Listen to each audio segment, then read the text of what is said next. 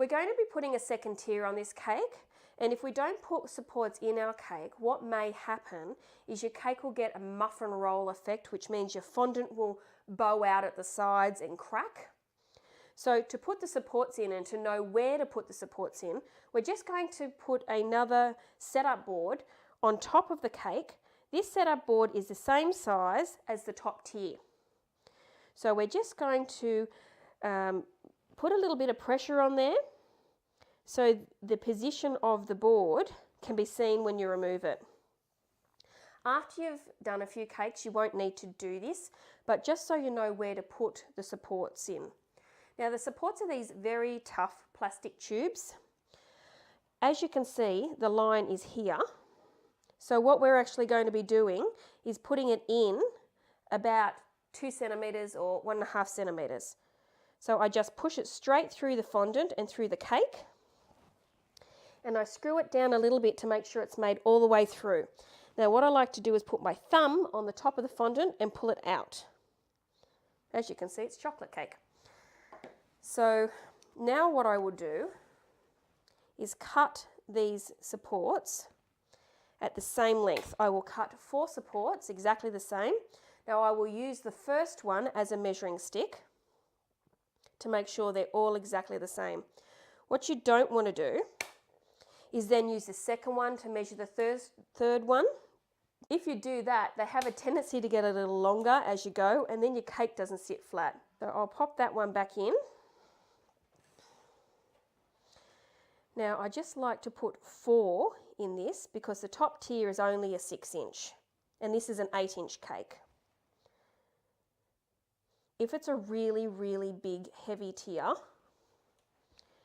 say for instance, if your base tier is say a 12, I'll put maybe 6 or 8 around the edge and a couple in the middle, because let's face it, cake is really heavy, particularly if you like to make predominantly mud cakes, which is what we do.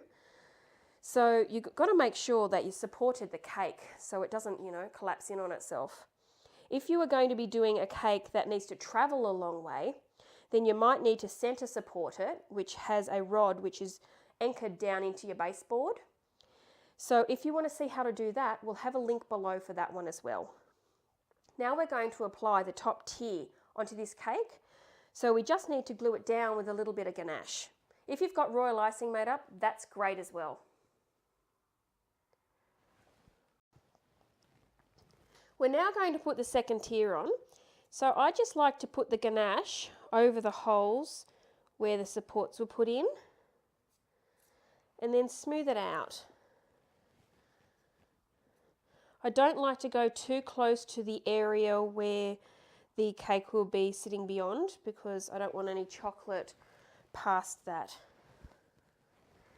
Now I'll just position the tier in place, and it's good if your second tier has been iced a couple of hours before, if not a day before, because then you can actually push it down a bit and you won't get your finger marks as much in the fondant. Now you just want to turn your cake round to make sure you have it in the centre, because once again, if the cake needs to be moved, you want to do it while the ganache is still soft. Yeah, it looks good. We're going to start decorating now. Thanks for watching. If you'd like to see upcoming videos, subscribe to our YouTube channel and click on the notification bell. Share this video with a friend and pop across to our Facebook page to see what we've been up to. Have a great day.